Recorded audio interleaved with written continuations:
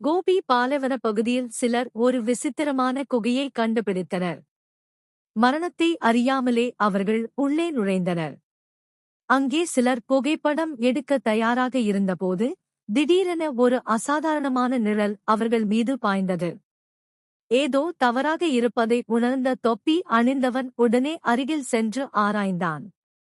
அவன் எச்சரிக்கையுடன் சுற்றி பார்த்து கொண்டிருக்கும் போதே அடுத்த நொடியே பயங்கரமான சம்பவம் நடந்தது. ஒரு பெரிய கொடூர பல்லி அவனை கடித்தது.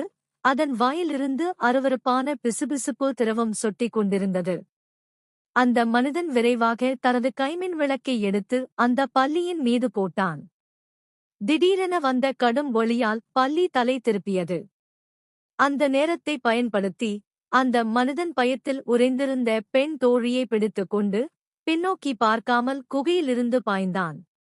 அதே நேரத்தில் பாலைவனப் பகுதியில் ஒரு குழு தண்ணீர் ஆதாரத்தை தேடி ஆராய்ந்து கொண்டிருந்தது. குகையிலிருந்து தப்பித்தவன் அவர்களிடம் சென்று அழகிய பெண்ணின் கையை பிடித்துவிட்டு உடனே கிளம்பச் சொன்னான்.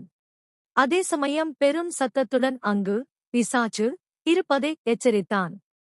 ஆனால் அவர்கள் அவனை நம்பவில்லை. மாறாக பைத்தியக்காரனென்று நினைத்து பிடிக்க முயன்றனர். இழுபறியில் ஒரு குண்டான மனிதன் தவறுதலாக போர்க்கொடியைப் போன்ற கம்பிகள் நிரம்பிய ஆழமான குழியினுள் விழுந்தான். அவன் அந்த போர்க்கம்பிகளால் சிக்கிக் கொண்டு அசைய முடியாமல் போனான்.